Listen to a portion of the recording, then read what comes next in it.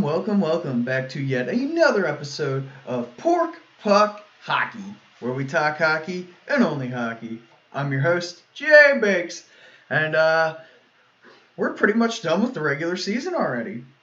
Seems like time flew, and we're getting ready for the playoffs, so not a whole heck of a lot of news in the past week, but we will go over some accomplishments for a lot of people in their careers and some changes for some teams.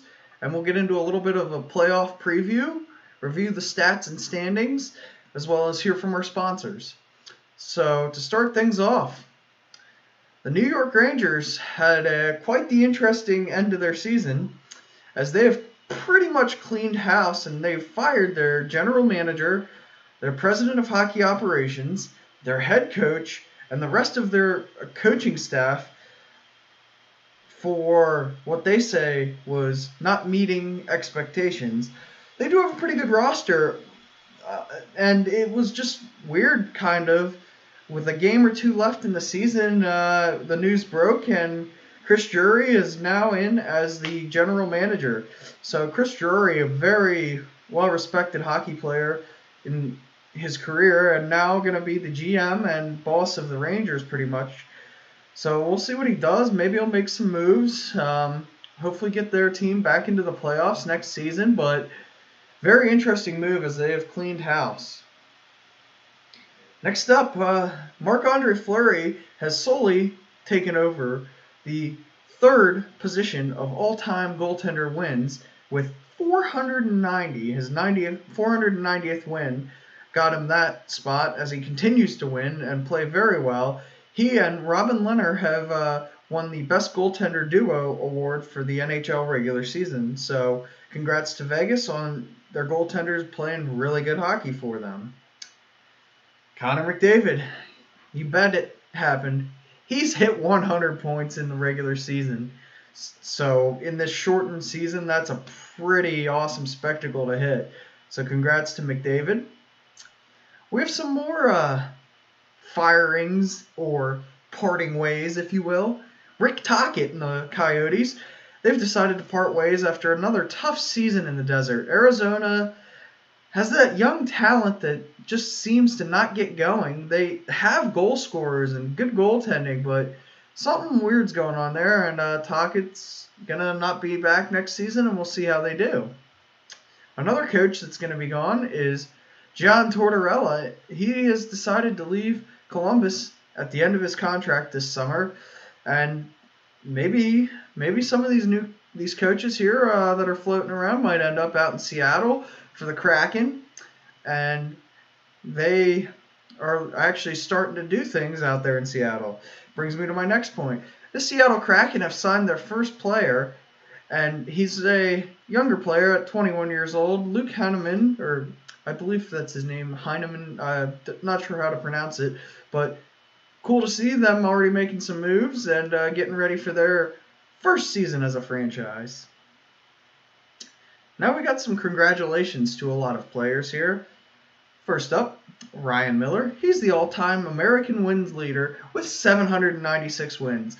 A Buffalo Sabre, Anaheim Duck, United States goaltender. Very good career for him.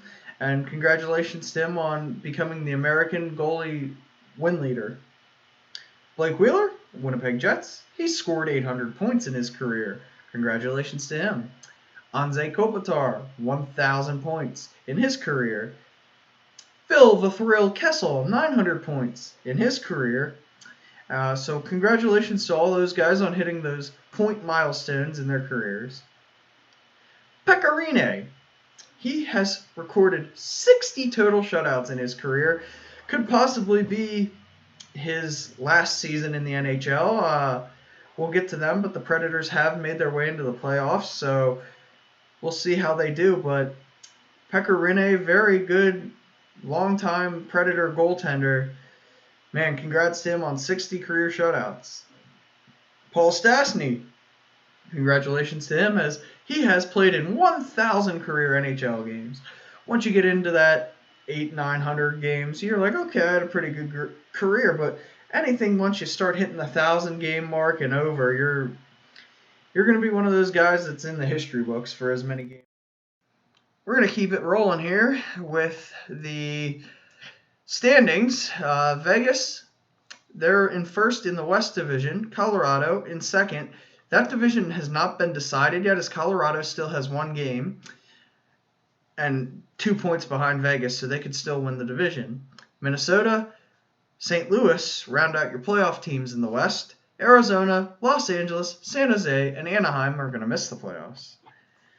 Carolina, they're going to win the Central. Florida, Tampa Bay, Nashville round out your 4 playoff teams. Dallas, Chicago, Detroit, and Columbus all will miss. The North Division, Toronto, they win the division. Edmonton, Winnipeg, and Montreal round out your 4 playoff teams from there. Ottawa, Calgary, and Vancouver will miss this season.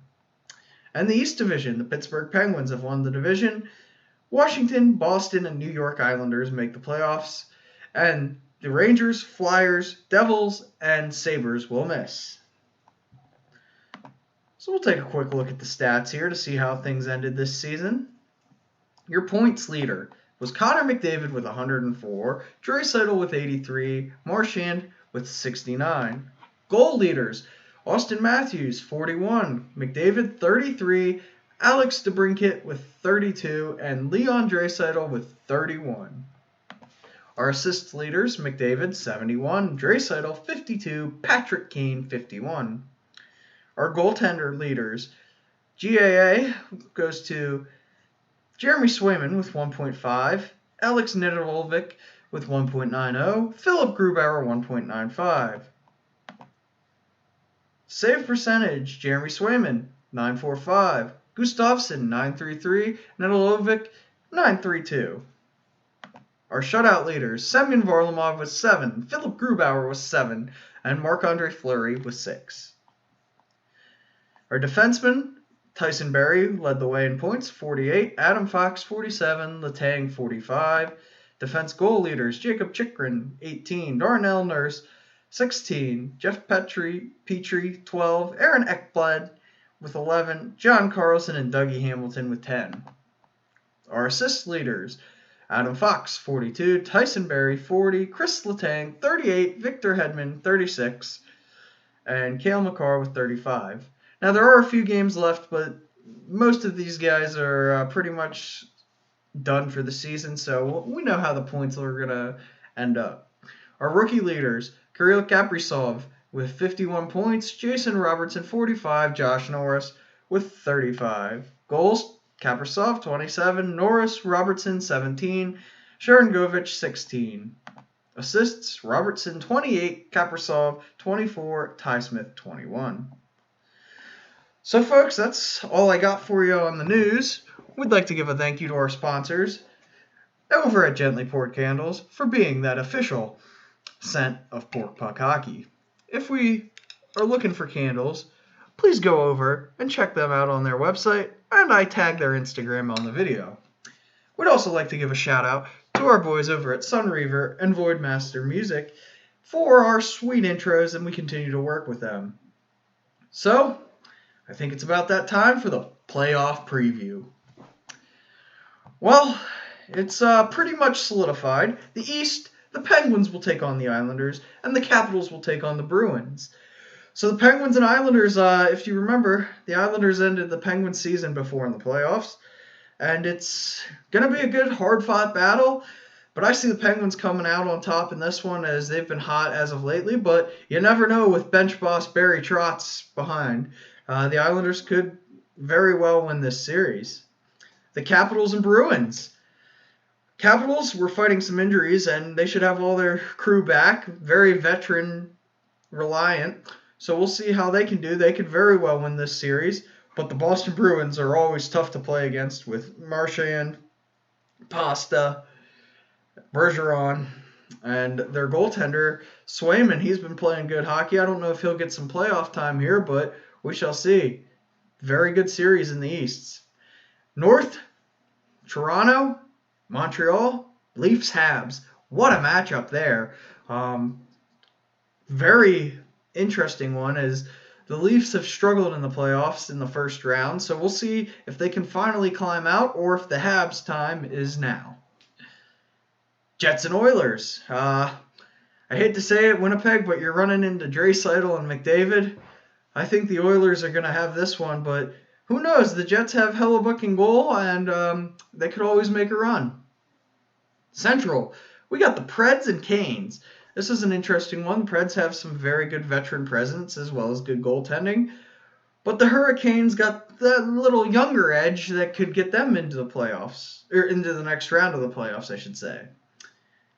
The Panthers and Lightning, Battle of the Sunshine State, Florida.